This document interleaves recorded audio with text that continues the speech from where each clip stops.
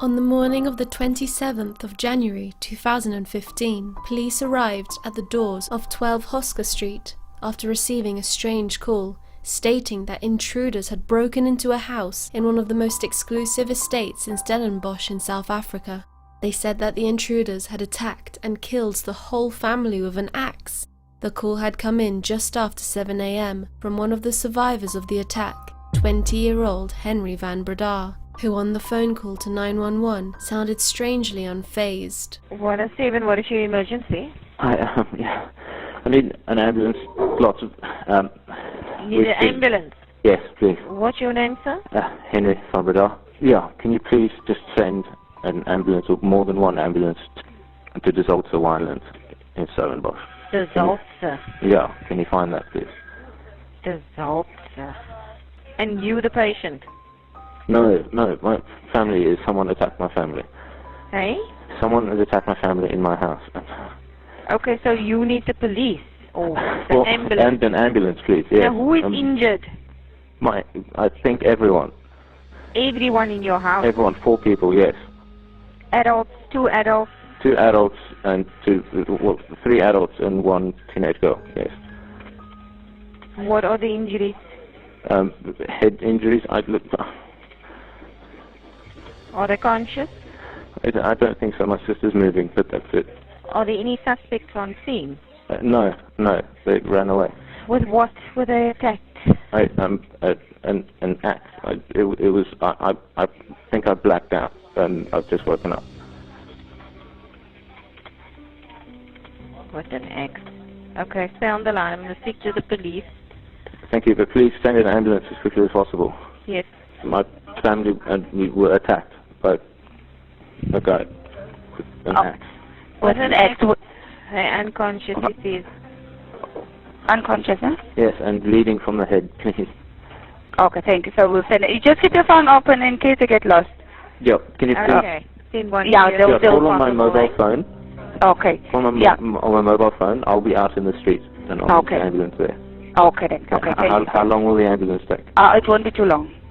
They'll send the ambulance out as soon as possible. Okay then. Okay. Thank you, sir. Sure. Bye. Bye. Bye-bye.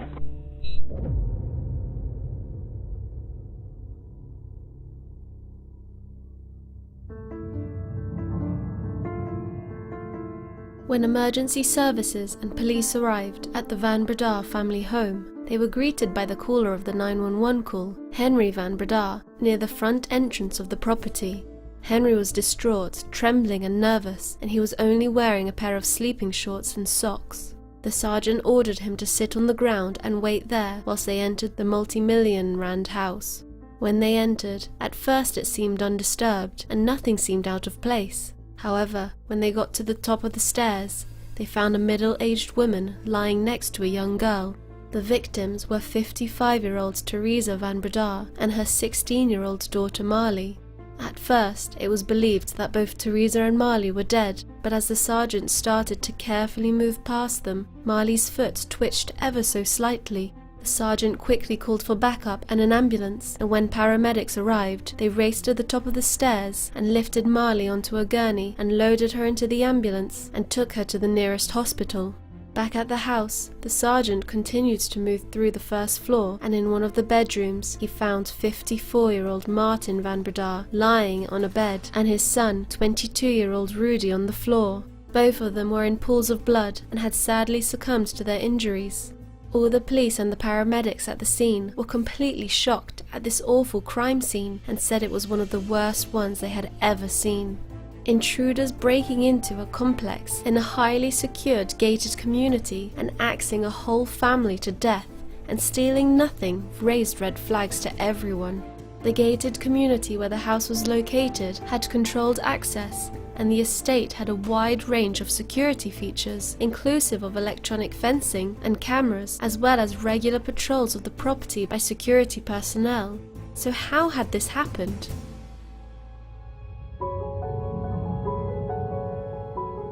Quickly, all eyes fell on one person who could hopefully reveal what had led to all the bloodshed.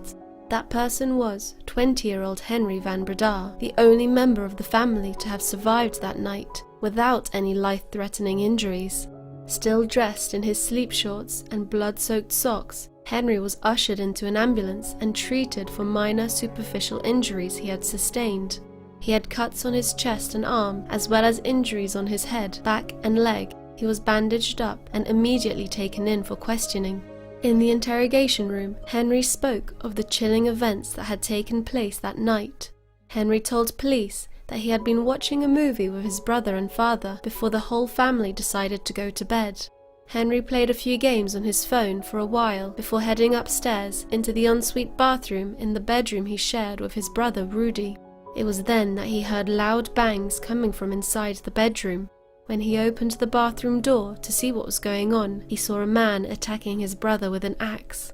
The man's head was covered with a balaclava-type mask, and he wore dark clothes and gloves, and the man was laughing as he brutally attacked Rudy. Henry said he stood frozen in fear, but then their father Martin burst into the room, turned on the lights, and started wrestling with the intruder, trying to save his son's life. Despite his best efforts, Martin was hit by the axe and lost the battle.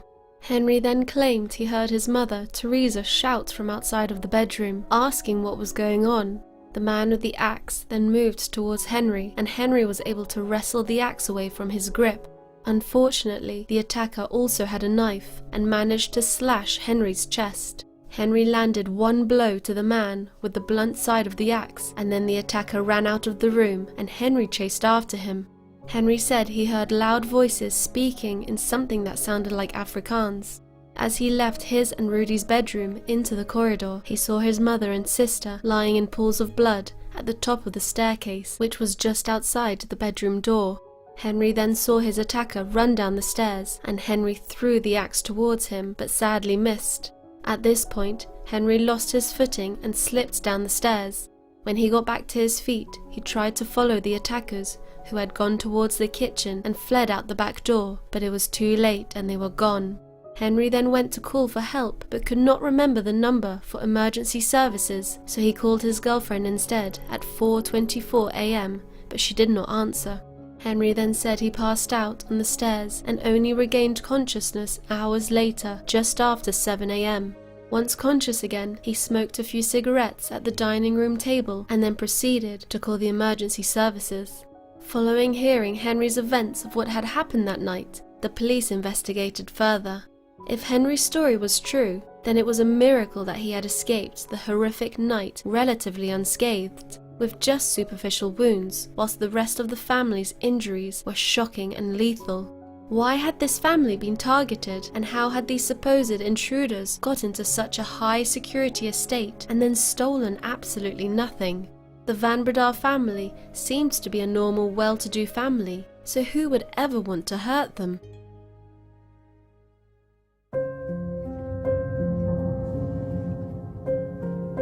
Martin and Teresa Van Breda married on the 16th of February 1990 and had 3 children together, Rudy, Henry and Marley. The members of the Van Breda family were described as well-educated, intelligent and well-mannered.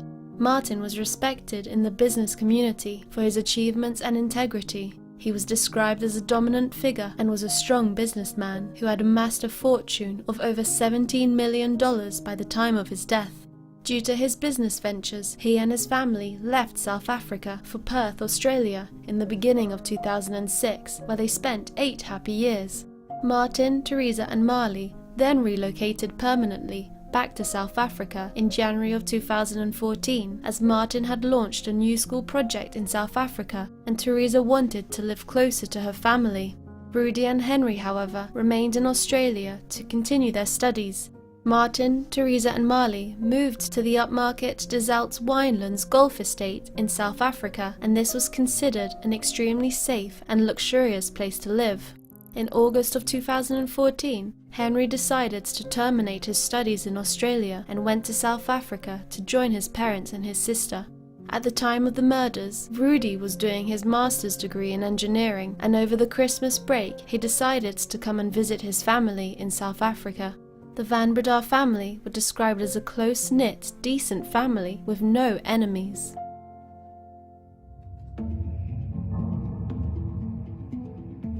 Law enforcement found Henry's events of that night highly unbelievable, and they hoped that they would get a true account of what had happened from the only other family member who had survived, Marley. After being rushed to the hospital, doctors were unsure if Marley would make it. She was alive, but barely, and the injuries she had sustained meant that any surgery would not only be life-threatening, but could also impact her quality of life if she did survive.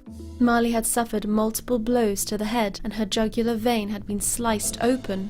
Doctors eventually decided to perform life-saving surgery on the teenager, and miraculously she survived.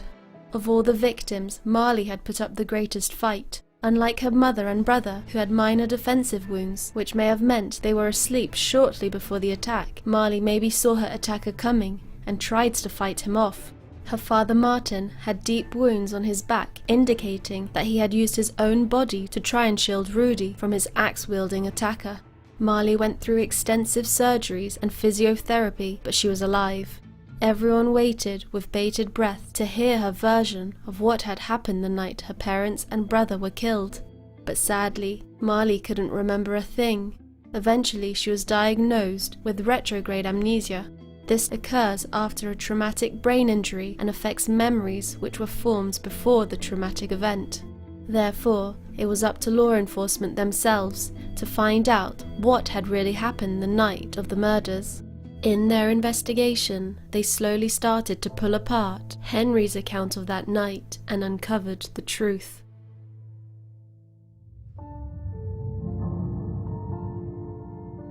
Firstly, the police found no evidence of forced entry. How could intruders have gained entry into this highly guarded estate? The estate was protected by an electrified fence. There were also cameras at certain points and patrols by security guards. Proper access to the estate could only be gained through the access-controlled gates. It was said that someone attempting to gain entry without being detected would have to have extensive knowledge of the estate and its security features. All vehicles that had entered the estate that night had been accounted for, and no unknown visitors went through the access-controlled main gate. During the course of the night, no alarms were activated and no trespassers were found or reported on the estate. If any such event had taken place, the monitor would have been activated and staff would have responded. Therefore, it was concluded that there was no security breach on the night of the murders. The Van Breda house itself did not seem consistent with a house that had just been robbed. The house on the ground floor was not in disarray and items of value were not taken. The Van Bredas had left many valuables on the ground floor, including a laptop, watches, a wallet full of cash, car keys to vehicles that were in the garage, and they were all within the view of anyone entering or exiting the house. An open handbag was sitting on the dining room table, and there was an open laptop bag in the study. The cupboard doors in the study were open, but the contents of the cupboards was neat. The valuables were mainly on the ground floor of the house, and the attack took place on the first floor. If the intention of the perpetrators was to steal, one would have expected them to remove the numerous valuables from the ground floor without disturbing the sleeping occupants on the first floor. Despite all of this, the alleged intruders did not take a single thing. The next thing to raise flags was Henry's demeanor on the night of the murders. The 911 operator who had responded to Henry's call stated that she first thought the call was a prank, as Henry sounded calm and controlled. She said that over the 25-minute call, Henry did not get angry, agitated, shout or scream like when something life-threatening happens to a person. He did not ask what he could do to assist his dying family. Henry's lack of urgency and demeanor during a disturbingly and unduly long conversation with the emergency services seemed to be highly unusual for a traumatized victim. Henry, however, said that his reasoning for this was that he had a speech impediment and stuttered, for which he had previously received speech therapy for. Therefore, he said he was speaking in this manner as he was taught the technique to speak slowly and calmly, because as soon as he started speaking fast, he would get stuck. Police found it strange that Henry had waited so long to call for help. Henry claimed that he couldn't find any emergency numbers and that this was why he called his girlfriend first at 4:24 a.m. But when she didn't answer, he googled for emergency numbers at 4:27 a.m. where he then blacked out. However, it was found that the Van Breda family kept a piece of paper with emergency telephone numbers stuck to the fridge. Henry's reasoning for not using one of these phone numbers was that he didn't think an ambulance would come to him quick enough if he called one of those numbers, so he wanted to call the ambulance directly himself. However, it seemed that Henry took his sweet time, as 3 hours passed before he finally called emergency services at 7:12 a.m. Next, the wounds Henry suffered were all superficial. Some barely broke the skin and were very light cuts. Considering the shocking injuries that his family sustained, it seemed suspiciously convenient that Henry had escaped with a few cuts that had all missed any sensitive or vital areas. It also appeared that the injuries were in areas that could be self-inflicted. Henry also did not seem to have suffered from a concussion, which the medical practitioner thought was strange, considering he had claimed to have fallen and lost consciousness. 18 months into the investigation, police believed Henry van Breda was the only suspect, and on the 13th of June 2016, Henry van Breda handed himself over to the police on the instruction of his lawyer. His bail was set at 100,000 rand, which is equivalent to just under $8,000, and he paid for this himself. And in September of that same year, Henry and his girlfriend were arrested in Cape Town for the possession of cannabis. They were later granted bail and the case was postponed. On the 4th of April 2017, Henry van Breda's trial began, and he was faced with 3 charges of murder, 1 of attempted murder, and another of defeating the ends of justice.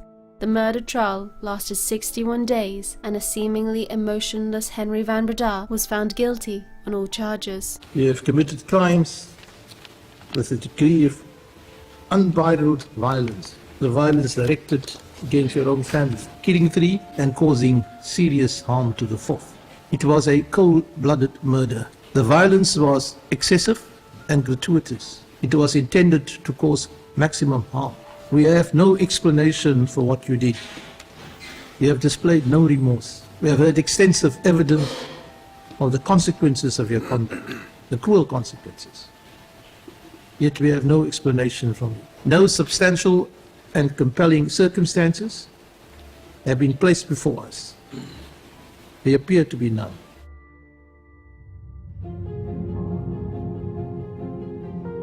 Law enforcement had managed to completely pull apart Henry's story, but if he had really committed this brutal attack, why had he done it? Everyone had been asking themselves why. Why would a privileged young man commit such a heinous crime? Cornelius van Breda, Martin's brother, testified that Martin had no enemies and that the Van Bredas were a normal family with normal differences. Martin was not involved in underhanded business transactions, and Martin's former colleagues had the greatest respect for him. A neighbor living a few hundred meters from the Van Breda's home told the court during the trial that she heard what sounded like male voices with an aggressive undertone that sounded like an argument on the night of the murders. Henry had argued that he had been watching Star Trek II on their new hi-fi system with his brother and father, and that this was the sound the neighbor had heard. The neighbor, however, was adamant that she did not hear a movie with music, and she testified that she was familiar with the Star Trek theme song and that what she had heard were loud voices, and that she remembered being disturbed and frightened. Therefore, it was speculated that perhaps an argument had broken out that evening between some of the family members. When sentencing Henry, the judge said, "You have not told the court what precipitated these events that night. We know from an independent witness that there was an argument, a loud one, which persisted in your house for several hours. At best for you, we can assume that the crimes were not committed in a vacuum, but are the product of some disgruntlement in the family." To this day, Henry has never explained the motive for his actions. We do not know what caused him to brutally attack his whole family that night. Neighbors and close family friends described Henry as always having been the black sheep of the family. While the other Van Breda children had been thriving at school and university, he had decided to drop out of his studies. He came back to live with his parents in South Africa in August of 2014, taking a gap year with no real plan for his life, perhaps disappointing his loving but strict father. It was also alleged that Henry had a nasty tic addiction. Tic is a common name for crystal meth in South Africa, and Henry's addiction was allegedly so bad that he spent some time at an expensive rehabilitation center. The same day of the incident, however, a blood sample was taken from Henry, and it was concluded that no drugs could be detected in the blood specimen.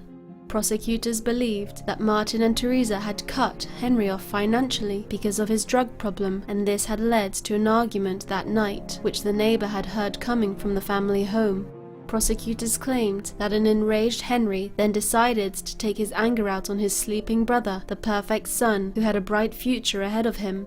Perhaps Henry felt the pressure of not measuring up to the expectations of his parents, and this may have driven him over the edge. When his father came into the room and saw Henry attacking his brother, Henry knew that it was too late and that they all had to die. These are just speculations, however, and we may never truly know why Henry van Breda decided to murder his whole family.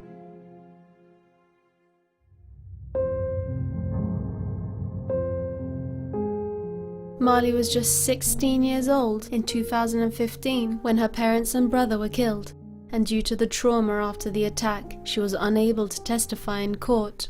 After 6 weeks of being in hospital, she was placed under the care of her aunt and uncle, and despite the emotional and physical trauma, she went back to school. She was allowed to start school permanently after she showed serious improvement and could cope with her subjects and the stress from school. She had the help of specialized tutors who were enlisted to assist her in catching up, while she also continued to undergo therapy and counseling sessions. Under South African law, a person is not able to benefit financially from a crime, so Henry will not inherit anything from his parents, and Marley will most likely inherit the family fortune of about 200 million rand.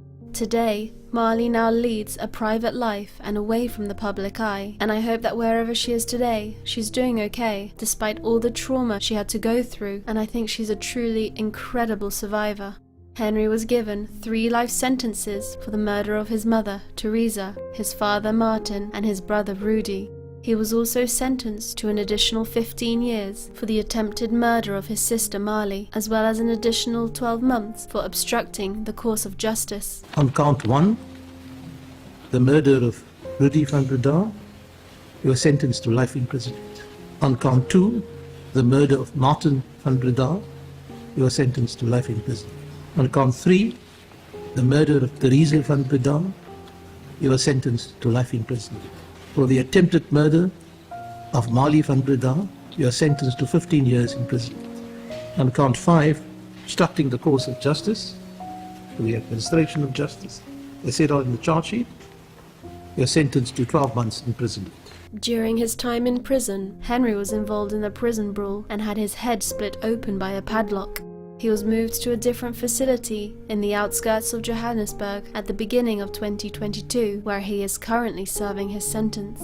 Back in 2018, Henry's girlfriend Danielle stuck by his side the whole time and refused to believe he could have murdered his whole family. She was so sure he was innocent, even once he was sentenced, and with Henry in jail, they continued their relationship and regularly sent each other love letters. It feels so good to be writing to you. I feel like you're here with me and nothing helps me more than that. But I love you so, so much, and I cannot wait to be able to look at you in the eyes, kiss you, and tell you so over and over again. They are amazing to me. I think they're really well written, so to me, and it's lovely to hear about how much he loves me and how he still, feels the same way about me as he used to. I'm unsure, however, if she's still with him today, as this was back in 2018, and I cannot find any more up-to-date information regarding this. Overall, this case is completely mind-boggling. Henry's apparent lack of motive completely blows my mind, and it's crazy that we'll probably never really know why he did this. As always, my heart goes out to the victims in this tragic, tragic case. I think Marley's absolutely incredible, and I cannot begin to understand the pain and suffering she went through.